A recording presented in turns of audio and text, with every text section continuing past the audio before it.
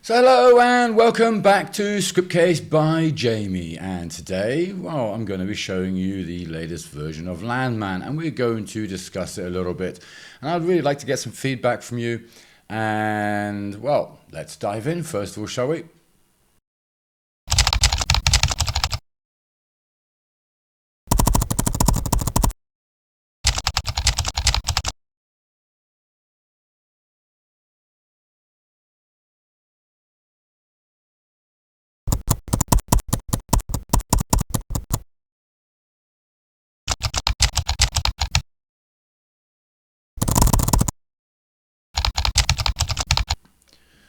So hello and welcome back to the channel. My name is Jamie, and of course I am the host here. Now today I wanted to show you the latest version of LANMan, and I was planning on actually releasing it, but I have a bit of a dilemma. So I'm hoping that maybe some of you can chime in and let me know what your thoughts are. So first of all, before I start showing you what's been happening, because there has been a ton of upgrades to this platform, a lot of new features, a lot of new functionalities, a lot of improvements, and well, it's been a bit of a work, of course. I've been working at it quite a bit whenever I have some time, and well, I think it's turning out pretty nicely at the moment. So I've also just finished testing the latest version of the Python script, which looks like it's good.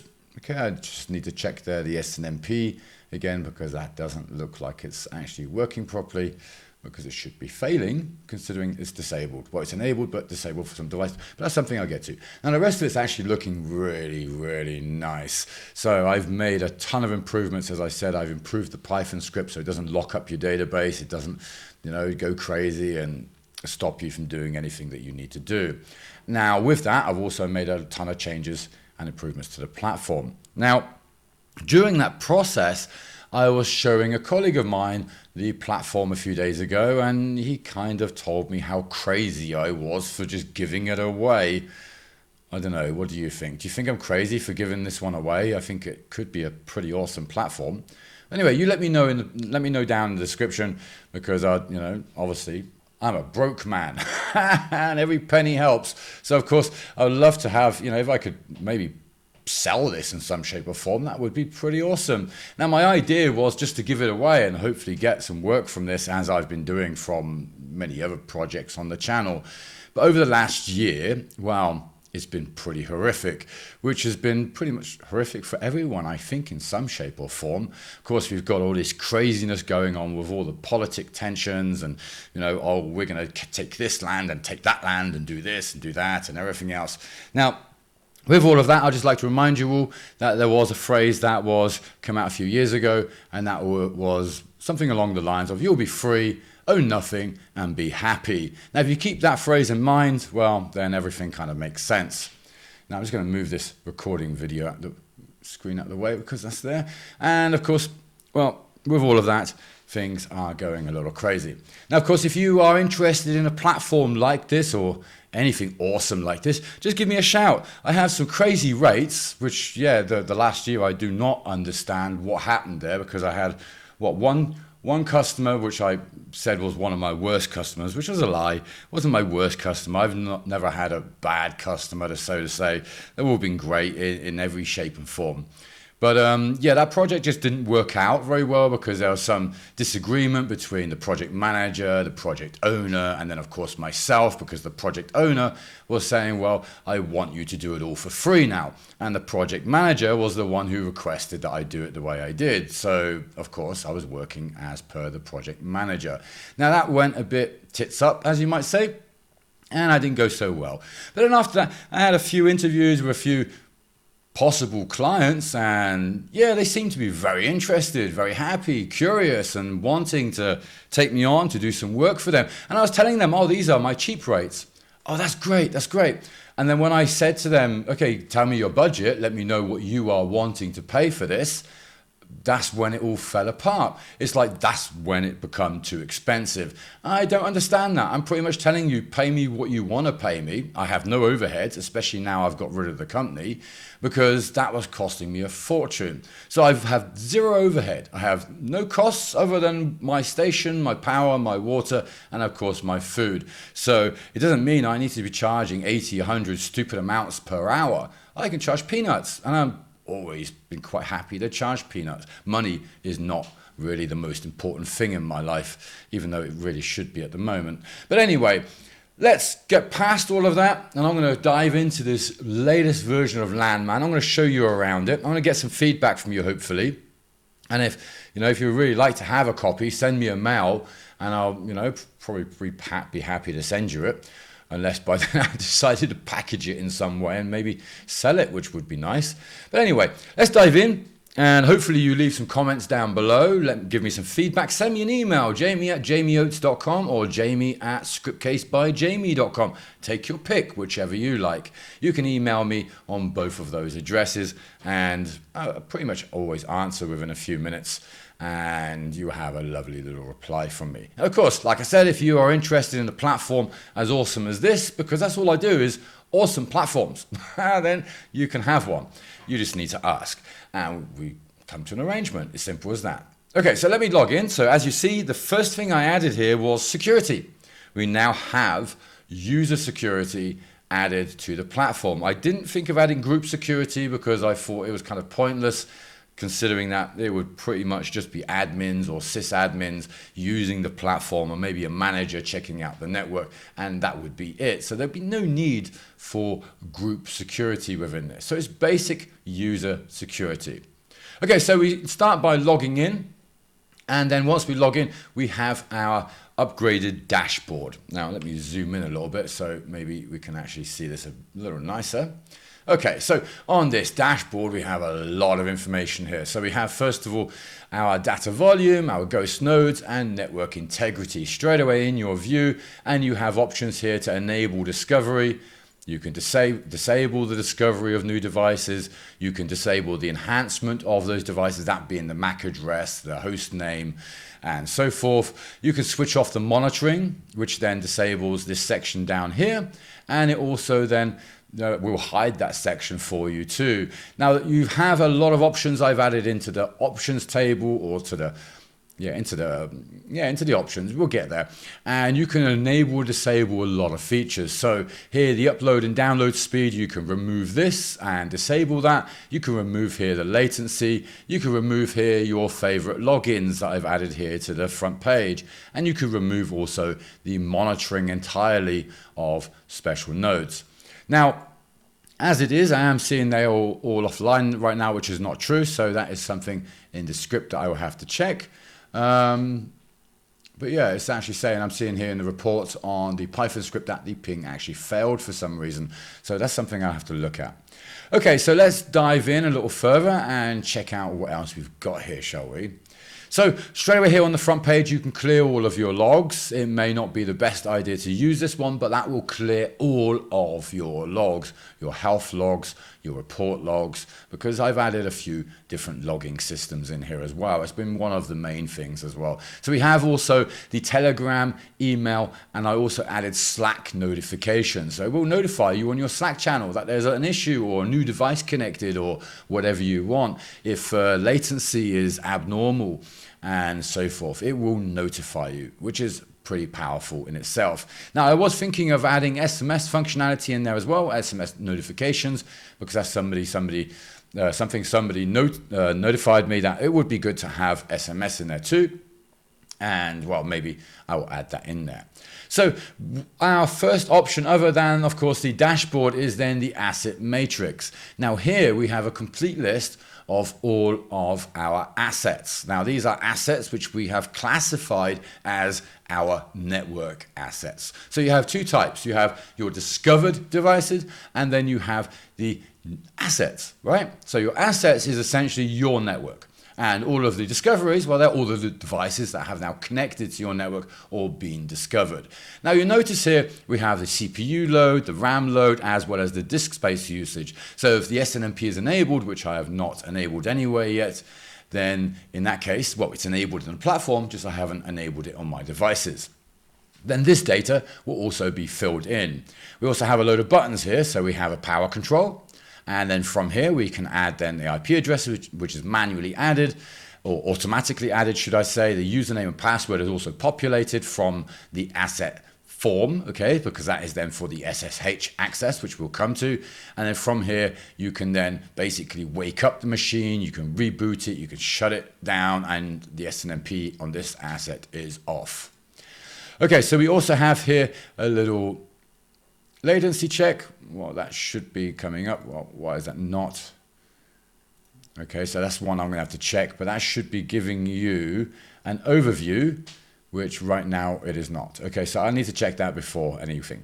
Then we also have our connection history. So we have here connection history, and we can then choose then the hours up here, 7 days, 1 hour, 6 hours, and so forth. We have then also a heat map here, as well as then the overlay included on here. Now we can click a point to inspect status logs as well once we come to that. Now this is in there, you have CSV exports as well, so you can export this to a CSV file and have your history ready to display to somebody.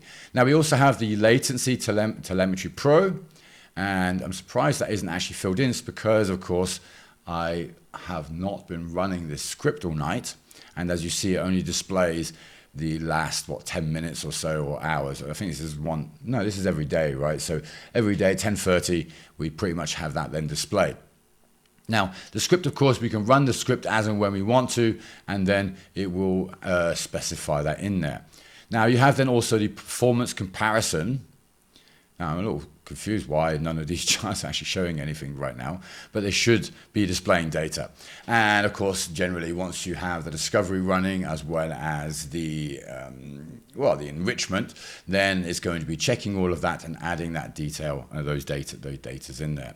Okay, we also have an Identity Resolver Pro here, so we can check a machine. So I can say 192.168.1.15, for instance, and I can identify the machine, and it will give me some information there.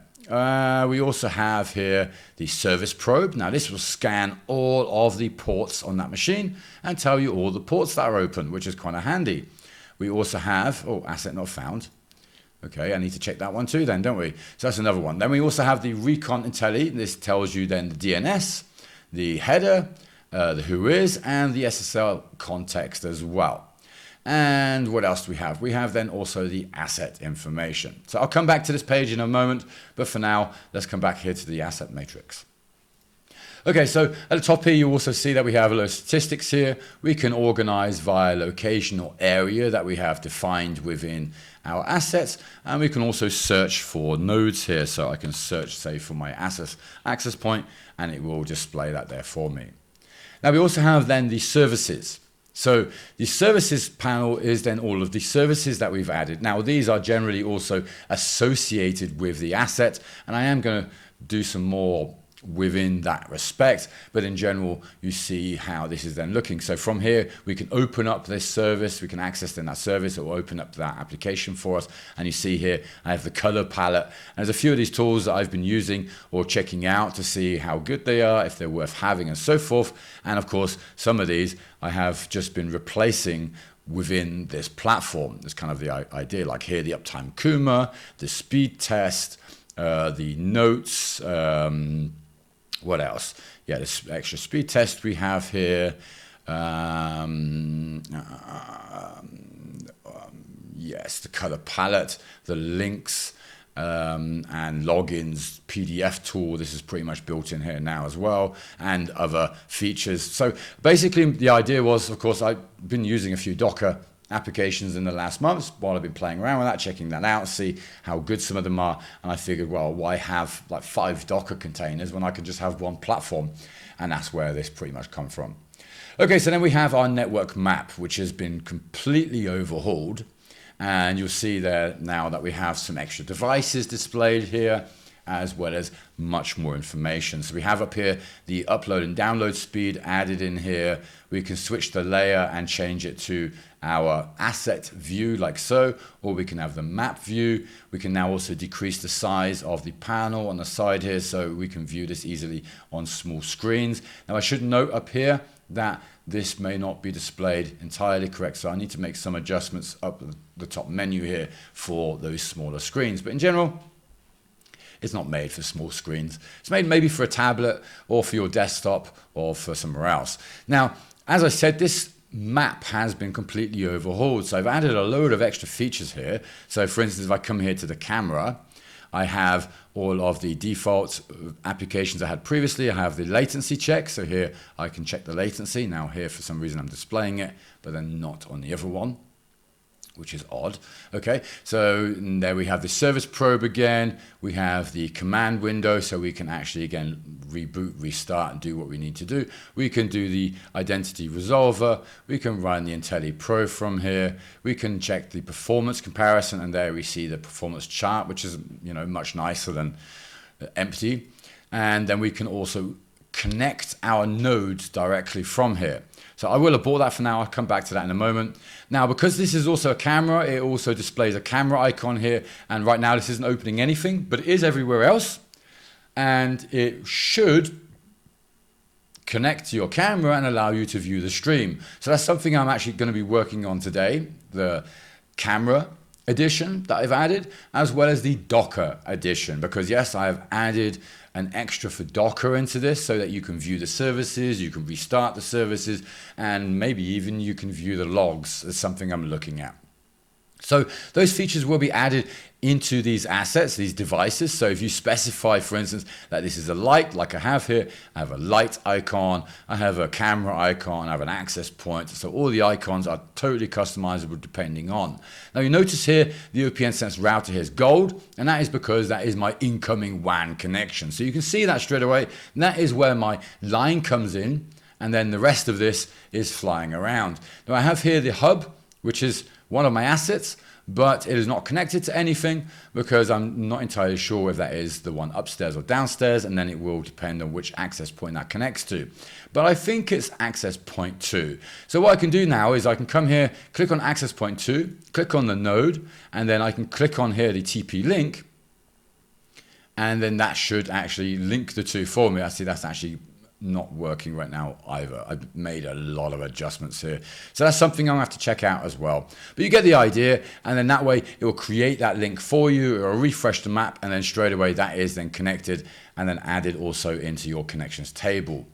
Now we have then also the network activity. So it's just a straight dashboard. You have the options here to clean the logs still, clean the discoveries. I should maybe add the extra cleans up here as well. And then you also have the mass ping. So this then pings all of your assets in one go on your local network. And then you can see then what is happening and have a nice view of that. Now I have added an extra grouping of that, so you can group that via the asset type. And then you can view that like so then also. So here you have all the computers, the Raspberry Pi. There was actually 4 of those. There's only one connected right now. And then there's the 2 servers, the 2 switches, and then of course there's the 2 access points right now. Now there are a load more devices then. Of course those will then be displayed in here too, because you kind of see that here from my network map that I actually have a lot of devices here that have not linked yet, because some of these are the home automation devices and so forth. I'm not entirely sure where they are, and plus it's nice to see some discoveries there. So that's why these are all here. And in general, I think I would have maybe an extra 10 of these, because I don't have all of the automation devices plugged in at the moment. So that would probably give me a much larger cloud here of assets, which is pretty awesome if you ask me. Okay, so then we have then our network tab here in our menu. So we can start by adding a new asset. Now, if you know what the asset is, of course, you can choose here the asset type. And then depending on the type, we'll adjust the icon everywhere. And you just need to choose the type that you make. You can add the make, the asset name, the location. Now, I should make the asset name here as mandatory. The location also. The make, now the location, I believe that was, yes, that was auto suggest. So that way we can make sure we have the correct, well, the same entries that we had previously. So I need to adjust that. See, I see we're getting doubles there from some of those that we have. So I need to create that, adjust that so it's unique. Okay, so we have the date purchase, date end warranty. So we can keep these sort of datas in here now. And we can enable discovery of this device. we could say that Wi-Fi is enabled for this device. So this device or asset has Wi-Fi. And in that case, for the SNMP, it will check the SSID name. It will get the Wi-Fi signal as well. And it will update those within the asset. Now we have also the trace feature. So if I enable the trace, it will run a trace from this asset to the initial asset, and it will see how many hops you have. Now, of course, being a local network, generally, you'll just have one, but that's the way it is. Okay, but either way, it's a useful feature. So we have here then also the admin panel for SSH. So if admin access is enabled or this asset has SSH functionality or an admin panel, I can say yes. And then here in the connections, I receive then the extra options here. Now do take note of all of the help files, because here the username and password, this was initially thought for the web panel, but that was a bit pointless because we can't copy the username password into the website to actually log you in. So this is now the SSH username and password. Now, if you choose a camera, it will adjust this. If you choose that this is a camera, then it will change the options that you have here, because then you don't need a username typically, and you don't want the SSH key path, you will want the API key or whatever else. Now you add here your initial IP address. That is of course required. You do need to have that so that you can identify the device, and you can add your notes in here too. Now once you've added your asset, then you will have a lot more data. We'll get to that in a moment. Now, I have added here the magic asset as well, so you can actually go through an alternative way of filling everything in, and then you just go next as you need to, fill it all in, and then just add all the details that you need. Now you have then the asset inventory. So these are of course all of the assets that I have on my network, and they've all been added in here. And we have then the IP address, the WAN IP address. Now the WAN and DNS is, well, the DNS is actually added manually. You need to add that yourself, I believe. And then the WAN IP address is added automatically. That is updated via the script. Now, if you have set a trace within the asset, if you remember that you had the trace option there, you will be able to view here the trace hops of the asset. Now, if you've traced it already, then you don't need to do it again. But otherwise, you can enable it back here, and then being orange, it will, on the next run of the script, trace those hops for you and update the table. Now, I've also added a ping here, so it will ping the asset for you here and then give you the data in here. We have the latency, we have the ports in here as well, so it will go scan the most common ports. It will adjust here the chart also. So a few little options there. And we have then the latency check. So this is a latency probe, and it will then give you the packet loss, the peak, the average, and everything in one go, which is quite nice. And you can adjust the frequency up here as well, which is quite nice. Okay, so we have then the admin access, which is then the SSH account and so forth, everything in there. I'm going to close that because we don't want to be seeing that information. And then we also have the control panel, which we saw previously, which allows us then to wake up the machine, reboot it, shut it down, and so forth. And of course, then the admin, which is then the panel which we define for the asset. So if we say this has a web panel, and then we add then the URL for that web panel and the port and so forth, then that is what the open admin will display. Now, maybe I should hide this icon if we're not having that data there. And also the trace if we've actually completed it. Maybe I should do those little extras there too. Now, at the top here, you'll notice that there are some extra buttons here. Now we have the node Recon. And this then allows me then to check a node. So if I come again, 192.168.1.15 is one of my machines here, and I run the full Intel, we get then the whois data here with the DNS, and MX status will be updated also, and the geolocation data will also be updated. Of course, we can use this for an IP address, for a website, or whatever we like. And then we have the LAN mapper. Now this, if I run this, it will scan my entire network, and basically, yeah, it tells me all the devices. So I have an alternative scan here too, which is quite nice. And then we have the security checker, which then pretty much is similar to the other one, but because we have the whois data, but it checks the SSL as well as the header as well. So it's similar to the node Recon, but it's not really the same. Okay, there are some details there that are, of course, indicated as the same, but not Anyway, then we have the topology mapping. So here we have our connections, and you can see here it's indicated whether that's an Ethernet connection or a wireless connection, and that is then resembled so here on our map. Now we have some kind of line, well, there should be lines here for the wireless, but it's not really displayed very nicely at the moment. It's just full-on lines they are. Okay, but yeah, but you get the idea. In an updated version, it should have lines here. So these two access points are actually right now connected via Wi-Fi, not via cable. And that's why this access point is also showing as down, which is interesting because all of these other assets which are connected to that access point are not down. But I understand it's a very low latency, so it's red. Okay, so then we have our topology mapping, which we've seen just now. We can say here that we have our source asset, our target asset. We can use the connection builder here, which then we had previously, and then also continue to make adjustments to that.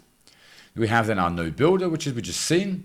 And then we have our list of discovered devices. Now here we can then ping the device again, check the latency, run a trace, as well as convert this to an asset. Now if I convert it to an asset, I can choose to create the connection. I still have debug enabled in here, and then we can just choose the device that it's connected to, indicate whether it's Ethernet or wireless, and then it will build that connection for you as well. So you can do that in multiple ways now, create that connection between those assets. Once you know it's one of your devices, then you can just add it as you need to.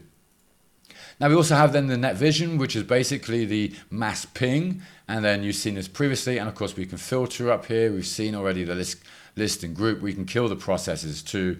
And next up we have then monitoring, which was the whole new feature that I added, because of course we're monitoring our network already, but we're not monitoring websites, which is what we're seeing then here on the network, here on the activity. No, it was the dashboard, wasn't it? Yeah, over there. See, it's the home. The home is always hiding that. And we see those down here, and those are then updated and monitored for you, pinged, and then SSL certificates checked as well, and so forth. So that is a kind of extra there. And you have then here the node registry, which is then an extra check on those nodes. Of course, I've been having the script running this morning, but I'm seeing somewhere here it's actually failing checking the websites for some reason. So that's something. Oh, I see. It's actually adding the port. The ping is added in the port. That's silly. Okay, so I need to adjust that, remove the port from there, and then that should work perfectly. Okay, so then we have the node orchestration, which then we have here then all the data from those nodes that we are monitoring. We can view logs up here. We have lots of logs added in here now. We can also check the header from these applications if we wanted to, and we can also run the security checker. So I see I need to open that in a mode or two, and we can also clean up the nodes or the logs, clean the logs from here. You have indicators pretty much everywhere that tells you what's going on, which is quite nice. And then we have our services. So we have our service registry, which is then just a clean dashboard interface of all your services. So you see that they're online, you see the details for those services, and then you can just open the service as and when you need to. Okay, so you have then also the service orchestration, which is then just the list of all of our services, and here we have all the port numbers and everything else in here, and then we can work with that. Okay, so our logging. As I said, I've been adding a lot of logs, and you see I have actually added some nice search functionalities in here, so we can actually find any type of log that we want. Excuse me. Okay, so our discovery vitals. So this is our discovery script, and it is checking here the latency. And if I then go to the last one, say 2,691, and I had a lot more than that there prior, but these are then the scans that are running this morning. And we can see here the crazy latency on whatever device this is, as well as then some of these others. Now, of course, as I was saying, like this hub here and this camera, these are downstairs connected via wireless, connected also via this second access point. Now, the nano leaf here is actually a light on my desk, and I wouldn't be surprised that is also connected to the access point downstairs, which would be a little weird. But yes, we get a nice overview here of all of the latency of devices. I see that's a little crazy today, so something cannot be very good there today. That's something I have to look at. Okay, but you see that it updates it and it gives you all the information. We can search then here via the status. We can search via the asset, over the IP address, the log type, as well as then the check time. We have then also the system vitals in here. So if SNMP is enabled, then this will become available to you, and then you can search or see the CPU usage, the RAM usage, disk usage, and so forth. And I should add the Wi-Fi signal and SSID actually in that table too. Now we have then also here a health map, which I've then added, and you see I just ran the script today basically and a couple of days ago, and then this will fill in for you and tell you what's actually going in on the CPU usage of all your machines. So you have a nice map of that. Now you have the speed telemetry as well, so you have a history of your internet speed, and you see here this then updates and then gives you the upload and download speed as well as the latency of your internet connection. We have then also the trace console. So whenever you run a trace, it will also be logged and then displayed in here. You can then, if it hops on another asset, it will display the host name as well as the IP address. It will log all of that for you and then tell you how long all of that takes too. We also have our critical alerts, and we can see here, for instance, we already have hostname SIV prod01. I think these first three, these were just the demo ones I added in there, and otherwise we see here that we have the new devices added in here, and those are then basically critical alerts as they're new devices found that have connected to our network. Okay, so then we also have accounts.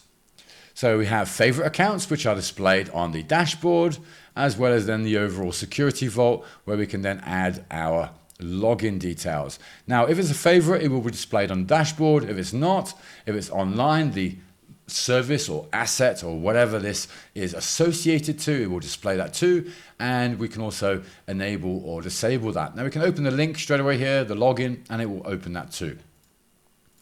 Now we have then documents that I also added to assets, so we can actually keep the manuals or any files or anything else that we have. So you have a document repository. You also have a file explorer, so you can explore the documents, all of the files that we have then located here in our document folder or in the files folder, which is where all the documents would be uploaded. Now I know I have one displayed there right now because that's in the database, but it's not actually uploaded to the location. So that's just in there, and generally you would see that then here too. So you have a few ways then of also dealing with documents, and I added a complete editor in here as well. So if I open this file, now if it was there in the correct location, I could view it, or I could also edit it, and I can edit then SQL files, I can edit HTML files, CSV, and text files. So all of those are in here. We can save that. We can then, see the close isn't working. So save. I added autosave in here as well. So if I check that, it will auto-save the document for you. But I see that is not wanting to close right now. Not very nice. Okay, so that's something else I have to deal with. Okay, so tools. I added a ton of tools in here. Like you see, I've been pretty busy on this, and I'm not surprised there's one or two things I've been catching, because I've recorded this video probably the third time now, actually. The first two times I noticed, there's a few differences here and there, so I needed to make everything look exactly like it needs to be looking, as well as update some of the titles and so forth. It was bugging me. So, and that was the first time, and then the second time I noticed there was a few extra bugs around. I thought I'd caught them all, and they were all working, but then again, I've also added a few extra features since then, and adjusted also the database or the options table a little bit. So I'm gonna have to go through some of those scripts again. But anyway, for tools, I added a lot of tools in here. We have, first of all, the Docker Nexus. So this will give you Docker commands and tell you how to use them within the CLI, right? So you can then use these and then have all your commands available to you. And the same for Linux. If you need Linux commands, you have them all in here, as well as some information, as well as the importance and so forth for files, user permission, system, and so forth. Then we have the Windows Nexus. Now, of course, for Windows, we have Command and PowerShell. So I've included both of those. And again, that will then display beautifully for you and give you an idea of how to run that command just because we all have short memory, right? Then we have the LLM Nexus. Now here I've included a lot of LLMs, all the nice ones, as well as some awesome prompts in here. Now you can copy that prompt and paste it directly for you and off you go, as well as then some performance information, as well as then the code or the commands to actually install those LLMs locally for you. And you can see here the power costs that those have, the RAM, the RAM usage and so forth. So I thought that was kind of handy and maybe useful. Now for development, we've added quite a few tools in here. So we have the Baseplate Generator. Now this will generate pages in Tailwind, Bootstrap and plain HTML and add font awesome box icons or remix icons for you. You can define how many rows or grid columns you want, if there's a cards UI, if there's a form in here, if there's a sticky navigator and so forth, and then those elements would be added into that for you. Now we have the Base64 Transcoder as well, and this will then transcode any string for you, which is pretty nice. You have the URL safe up here, auto copy as well, and you can copy the results into another file. You can upload the file and it will give it, it will give out the string for you and update the encoded data. Of course, I have nothing to show you right now as an example. We have then also the Chroma Sync. Now it does work, I have checked it, I did test it, but yeah, it's something you have to check yourself. Now we have the Chroma Sync and we have here a random sync, and it will just randomize the color. It will save the colors for you as well, so you can actually come back to these or use these on alternative time. You have the various color types or formats, should I say, the hash, the RGB, and then the BG, and then we can just use those. We can even lock one of these colors and then keep that color there, for instance, and then just update the colors as we need to, even enable the alpha as well. So that's quite nice. You can export these to a CSV or to JSON if you like, and I thought that was replacing the color application I showed you there a few moments ago. Now we also have then the domain Recon, which is similar to some of the other tools that we had there already. So I don't know if we really need to do this, but we can do this on google.com, for instance. Initialize a scan, and it will give us all the DNS records. It will tell us any ports that are open, as well as some further intelligence regarding that domain. And that's pretty powerful. And of course, it does take a moment to run each of the processes, but they do complete. And that's also, again, something that you can check out. And well, hopefully, if I release this as it is. Otherwise, of course, it's easy enough to build this. It's just taking me a lot of time. Okay, so then we have the URL codec. So if I add a URL up here, so if I copy my URL here, and if I paste that in there, it updates then the URL for me, and there we have then the transform result that we then require in some cases, right? So yeah, that's there. You have the Base64 as well as the URL, so you can do those, and the slug option there too. You just adjust that to what you want, and it will update. I see it doesn't revert back to the URL though. Okay, so that's another thing I need to check. Okay, so then the Regex Architect. So here we can add some Regex code in here. And so if I add, so if I just go with this example here, I go bang, bang, like so, A to B, and then plus, minus, let's do that. And then that should update for me. Right, so let me put, that should be up here. So let's copy that, get rid of that in there. And then here we add our test string, and I see it's not actually updating. So another tool I need to check, which is a shame because this was also working prior. Okay, but we'll get there. Yeah, like you see, this is still a lot I've been adding in here, so I'm not surprised there's a couple bugs still.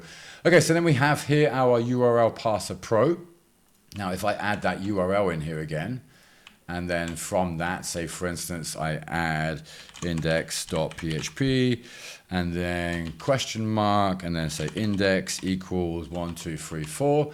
And then we have those details here updated for us. We have the PHP get prepared. We have the script case URL library prepared. We have a curl command prepared, as well as then the separation displayed here. So if I add further as more in here, let's go like so, go to question mark again, sample equals 22, and that should actually go ahead and update here. But I see, yeah, with further options, it is not. So that's something maybe we want to look at as well. Okay, but you get the idea, and I think in general, just as it even as it is, it should be pretty helpful.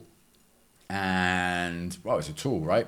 Okay, so then we've got the PHP curl as well. So we can add a curl command in here, and it will then, well, show me the input of that.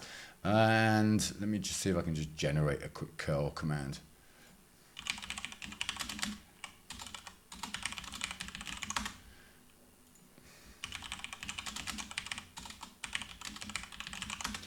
And maybe I should have done that for some of these actually, and then that way we could have had, well, multiple options. So there we have a nice curl command. If I paste that, if I execute the bridge, we now have our output, which is quite nice, and it just sets it up for us, which is really cool. So you can just copy this from some of those websites and it's just going to output it for you. You also have the PHP input here as well that you can then just, if you have that. Now, next up, we have then the SQL Architect. Now, this is one of my favorites, actually. I thought this was pretty nice. So if I add in here the sample table name, and I go ID, name, title, sample, text, number. And then I can just go build CRUD template, and there we have our insert done. We have a schema validator up here. We have the logic output displayed as well. Again, this is very helpful when you are coding in anything and having that prepared for you just from an insert from a table or whatever else. And then we also have here the formatted SQL. Now we have also the insert factory, which is another favorite of mine, because here, again, I can just say, well, here we have the user data, ID, name, status. Now, I will note, I have noticed one bug in here, and that is if we have spaces here in front of the comma, it will add an underline over here. So if I then go 1, Jamie, sample, test, and you can see that updates here with our transaction or SQL update. And we can just then go ahead and insert our new MySQL data, which is quite nice. So we can just paste whatever we want in there and it will update that for us. We can copy that as well, and we can copy the PHP array if that's something we wanted, which is quite nice. So I've added some typical development functionality in here, but also thinking of script case use. Now we also have the network tools. So here we have the Recon node, which we've pretty much seen already. The Docker Compose. So here, this will set up a Docker Compose file for us, gives us the environment variables too, and we also have the Compose to CLI. Now I see that. Okay, so that's something I'm gonna have to do, because it's probably just missing some extra functions here, and then that would probably display correctly. Okay, so then we have the DNS propagator. So here I can check, say, for instance, let's go google.com again. And here I can check then the DNS propagation of that website. So even for my own website or any website, and you see that then on the map and so forth, and all the DNSs, and it's very nice, very handy. The security inspector.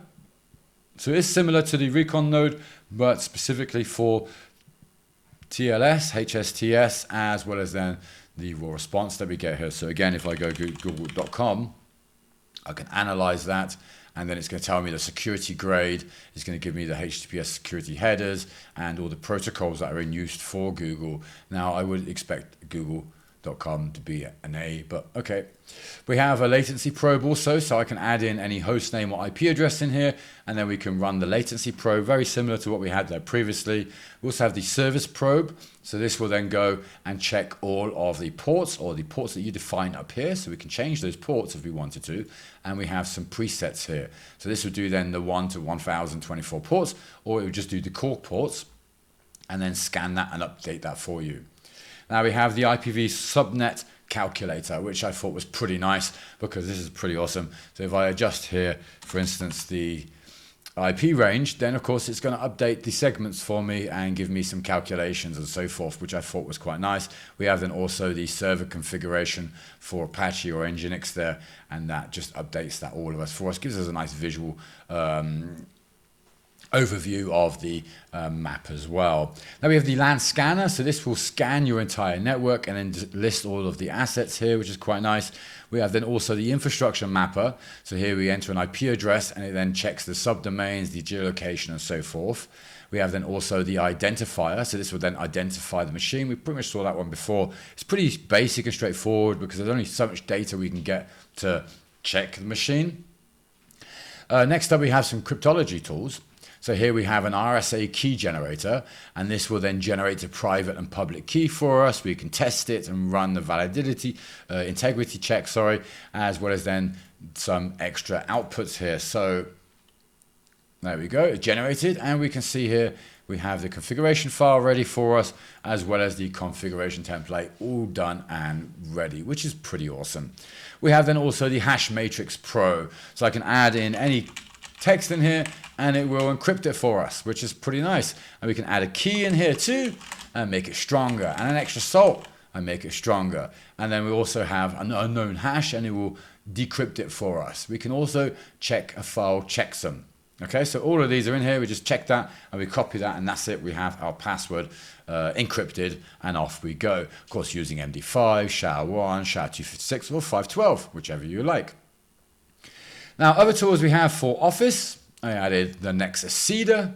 So this just lorem ipsum generator, and we can just generate some text that we need. We can just copy that or reseed or whatever we like, and we just flip that around, change it, and we have some new text that we can just paste somewhere for demos, which is nice. We also have some text statistics. So let me take that here from the Seeder. If I copy that and then come here to these text statistics, that will then update for us. And again, I can copy that and paste that somewhere else.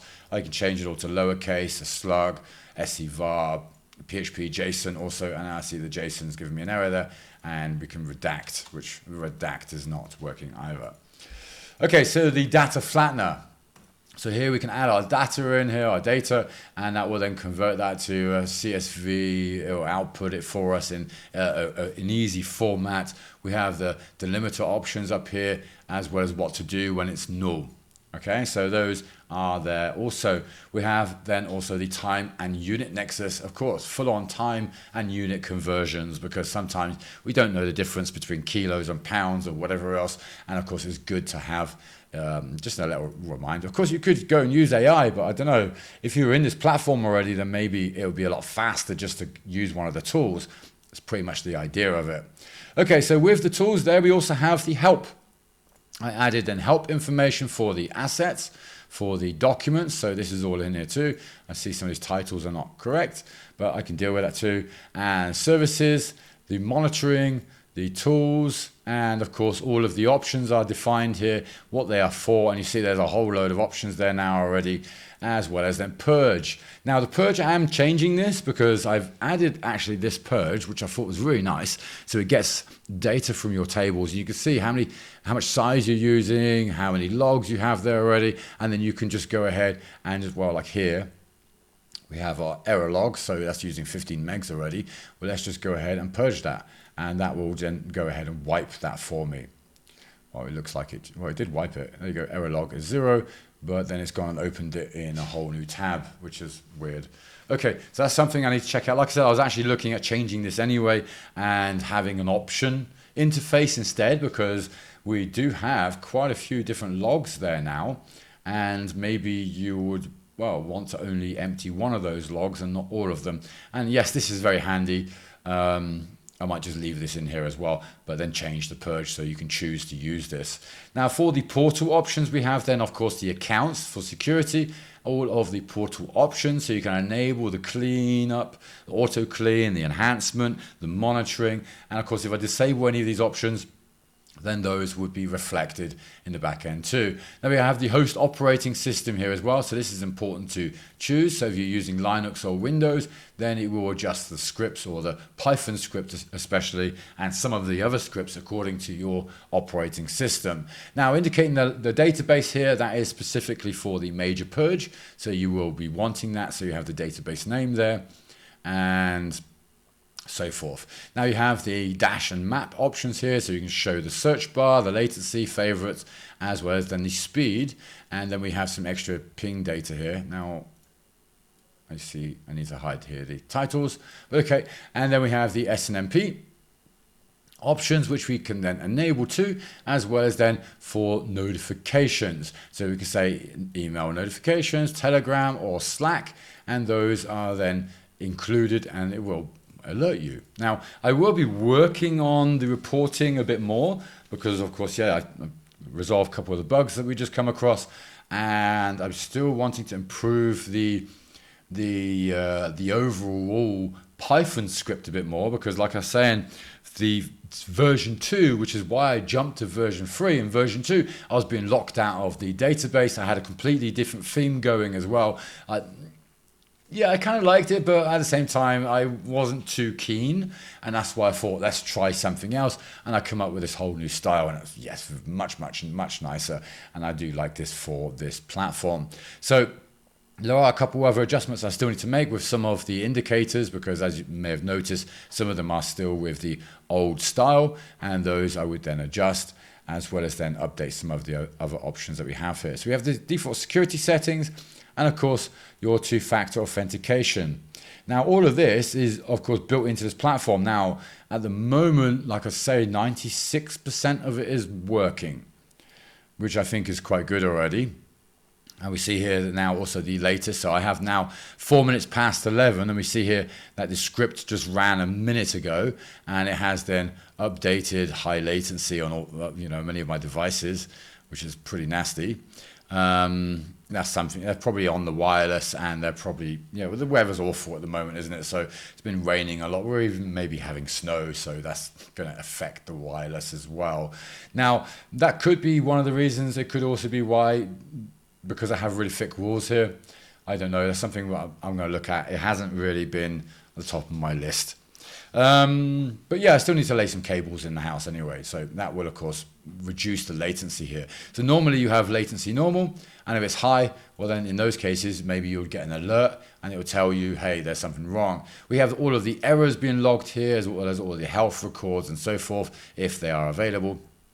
And well, I think it's pretty much turning into a pretty awesome platform. So I'd love to hear what you think about this. And of course, what my friend was saying to me, how crazy I was just to give this away. Because of course, me and my friend, we both have a networking background. We've both worked in support and network sysadmin infrastructures or hotel networks and the madness for a pretty long time.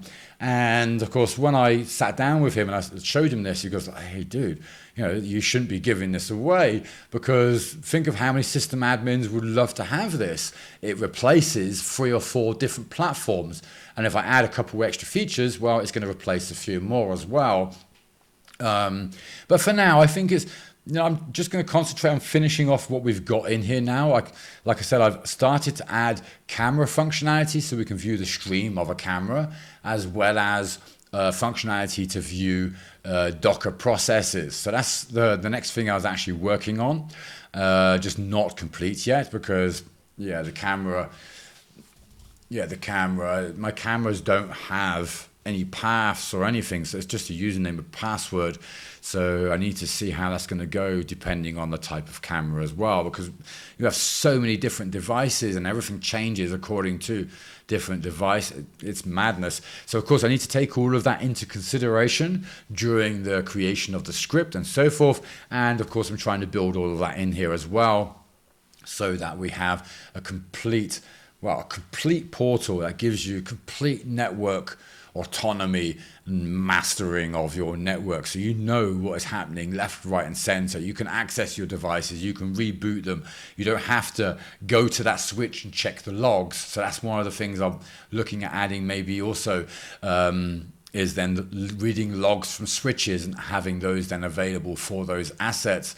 Now, one thing I didn't show you was actually the asset window. So let me come here, and if I come here to edit, so here when we view the assets, you'll notice that has been a bit of an overhaul as well. So we have all these statistics at the top here, as well as all of the discovery options, which we can then enable or disable. Now notice with the SNMP, we have standard SNMP, Paramiko or NetMiko. Now if you use Paramiko or NetMiko, those will need to be installed as well on your host operating system. And there are in fact a few extra additions that need to be installed for the Linux OS for the Python script.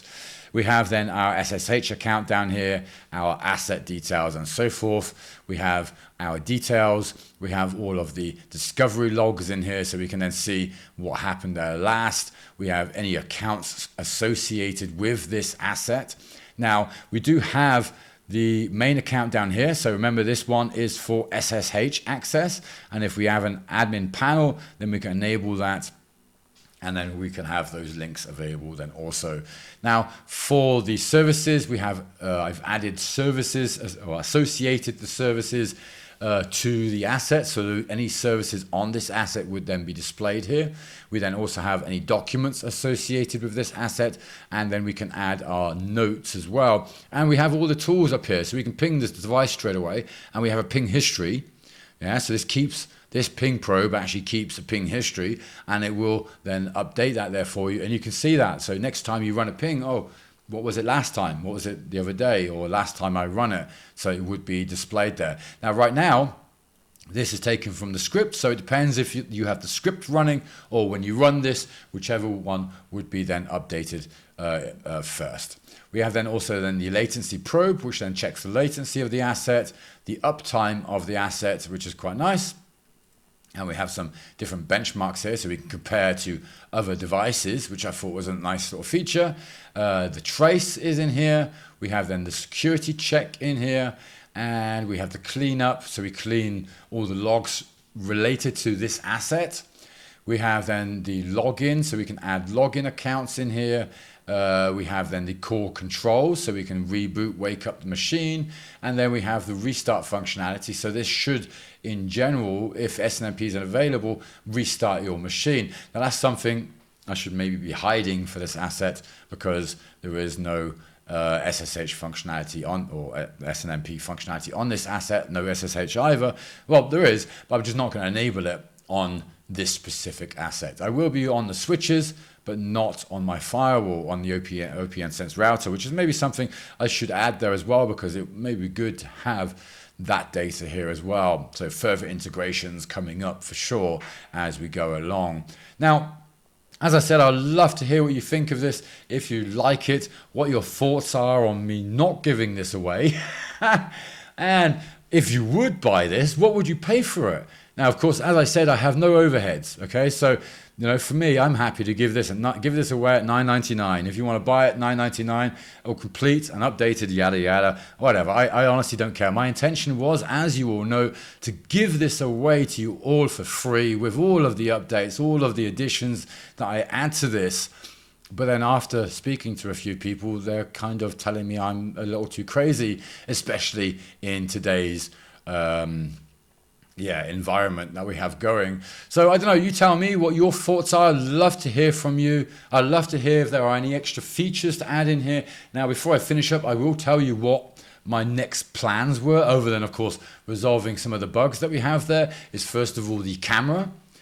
Viewing the camera stream, Docker, so we can control our Docker services and view the services, possibly view the logs also, as well as then view all the Docker containers or services that we have running within Docker. I think that would be quite nice if I can integrate that as well. And then one of the other features I was thinking was, of course, AI. And yes, I said it, AI, LLMs, whatever. Now, one of the things I was thinking there was actually, first of all, having a nice little, just a little button up in every corner that you could just click and it will just open up a little console window for you, and then you could start talking to the LLMs, whether that be a local LLM, because I like that idea, keeping everything local and your own, or using, ChatGPT or Gemini or whatever you prefer. Now, I've been using local for a while now. I think this is good enough. And yes, good enough is something else. I'm sure Gemini and that are pretty awesome now to use. But you all know I like to keep things to myself. And the local LLM is then the way to go. So having that also then built in here is definitely something I'm looking at. Now, not only with a little console window or terminal window for you to start chatting with the LLM and ask for ideas or commands or support or whatever is going on, I was actually also thinking of having the LLM scan your logs. So we take your logs, we feed it to the LLM, and then here on the dashboard, we are going to then, above here, the logins for sure, or somewhere here, have then some help information from the LLM. So notifications, solutions, all of that. So it would then basically take all the data we've tracked with the Python script and as well as within the platform, gather it all, and give you some outputs, some suggestions, some ideas, what the main issues are, where maybe the bottlenecks are, and so forth. And I think that would be probably a really nice feature to add into this as well. And that's of course where my friend went a little crazy and said, well, you don't want to be giving that away. So I don't know, you let me know down in the comments. I'd love to hear from you. And of course, yeah, let me know what your thoughts are. Send me an email, jamie@jamieoates.com or jamie@scriptcasebyjamie.com. You can reach me on either. And of course, I'll be happy to have a nice discussion with you. Let's have a chat. Let's talk about it. Let's get your ideas. I'd love to get your feedback and see what you think about, one, the platform or where it's been going to, how it's been going. Maybe, yeah, tell me the bugs are stupid or whatever it is. Just whatever it is. It's good to hear from you. And yes, it's definitely something I'd like to know. What your thoughts and feelings are on this. If you would really like to have this new version, if you're looking at it and thinking, yeah, that would be awesome, I'd love to have that for my network, then why not? Then just let me know and we can discuss it. Maybe I'll give you it. Of course, yeah, I said that in the first place. I'm kind of, you know, I like to stick by what I say. And I know there's been a few times I haven't done because of situations and it's life. You know, you can't do everything 110%. There is no 10%. There's only 100%. I bloody hate it when people say 110%. But yeah, it's only 100%. And maybe I'm at 95, which is not very good.